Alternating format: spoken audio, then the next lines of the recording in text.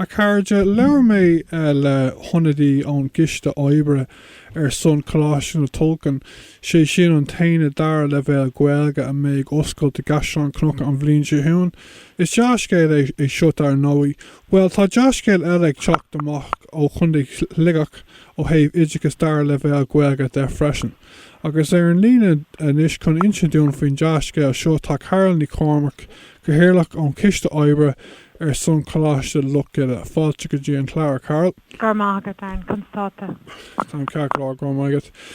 Carol, solar ninjíon tú an dea-scéal dún, an féidir leat nniu honú a thuirt dún fí oideachais trí bhain na Gaeilge idir réigiún go generálta le a thul. Well, bunscoil amháin Ghaelcholáiste Sligeach agus tá rácheanna lítrama agus dearngúil trína curriculum dúna ngálaach ní le manscoil an orgeantar sin ceantar Sligigh nó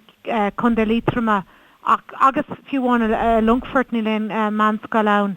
Tá manscoil Chontae tá sé thuas ceantar na Gaeltachta, so cosumar timpeall 5 bliain ó hen ag mar choiste just ag déanamh iarracht ar fiocht fianamh manscoil nua chur fáil, so tar éis anna chuid ibre tá an rinn tar éis ceanna cadí dún timpeall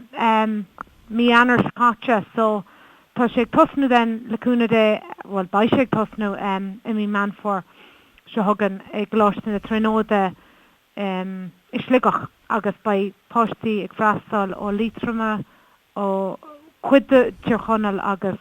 ó Sligigh féin go dtí an manscoil sin.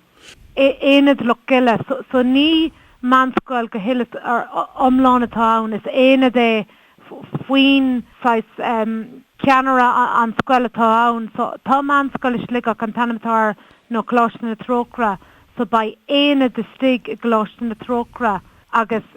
beach dearhan 8 fan géad an hábhar go sin déanta trí bhean na Gaeilge im líon amháin agus an í sin leúna de beach, i gceann trí na chur bliana leúna de chuile ábhar trí bhean na Gaeilge ann. Sin go híntaach cé féid dalta a bhfuil sibh ag tinú a tosú i Mheán Fómhair agus an bhfuil sibh ag súil leis thardú sna Ibhreacha nó an bhfuil sibh sásta lóin is. Tá me cheappa gúil sé ag tosnú le timpeall deithnúir nó béidir 3 granna dhéag ní me céad fan géad cínte faoin na Ibhreacha faoi láthair agus den beic cuid na daltaí tá me cheappa ag déine cuid na hábhracha trí bhean na Gaeilge agus béidir cuid dóibh trí bhean an bhéarla, so but tosníon chuile Gaelscoil mar sin ní rud nua nó aisteach é seo. Tosníon rinne mar anna chuid stadar ar Gaelscoil natá tosaí ar fan na blianta agus de gná tosníon siad le 8 deithnúir agus lean sé ráide sin bhí mar thuas i Tirconal le Tircanan agus tá Gaelscoil ealaí an sin agus tháinig si siosún rinne siad bhí anna chuid cruinú a gin lo agus thosaí siad san le timpeall deithnúir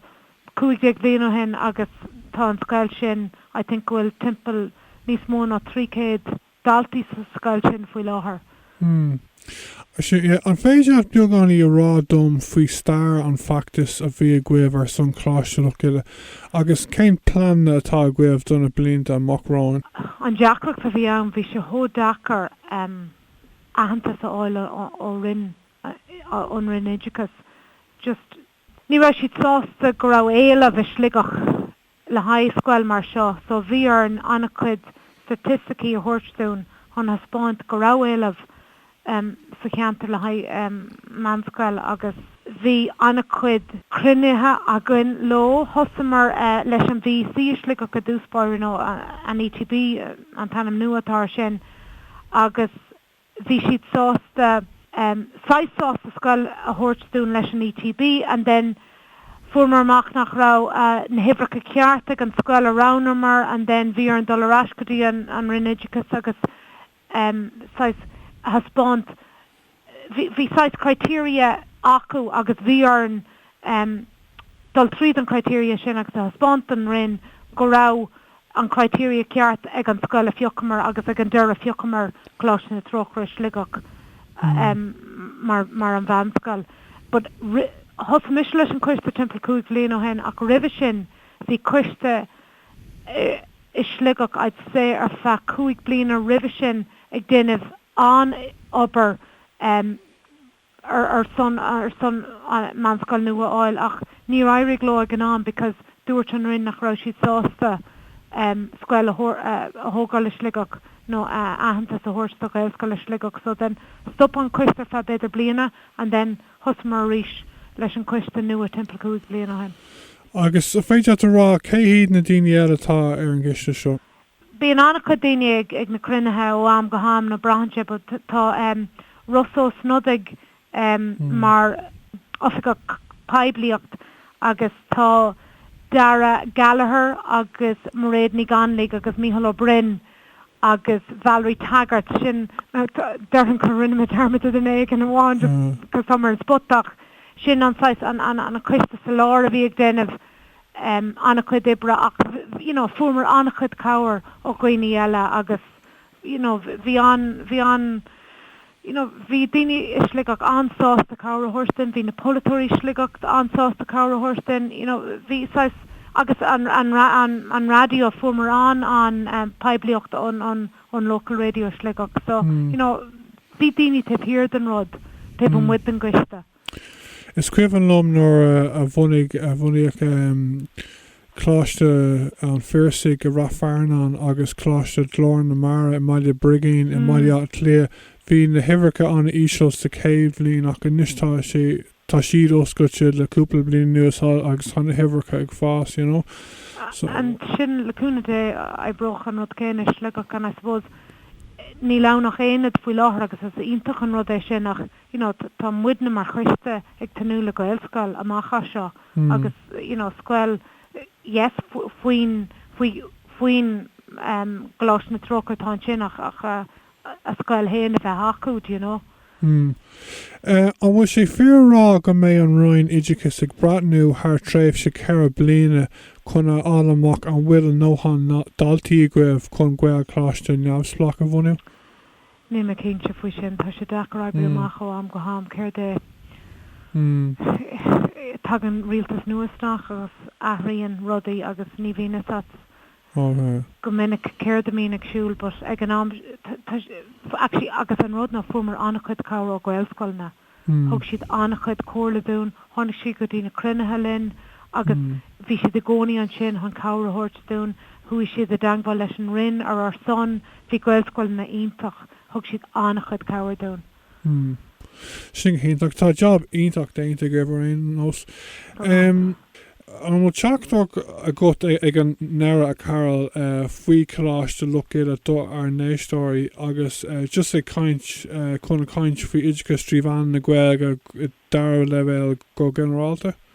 Dúirt me nach rá an rinn sásam ó heh éilehde because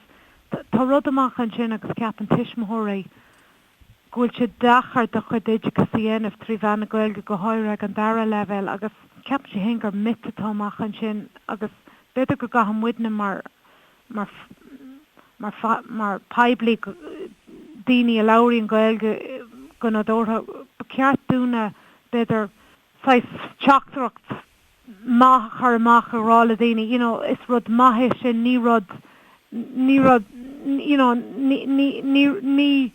rud dachar é do chuid oideachas dhéanamh tríomhán na Gaeilge agus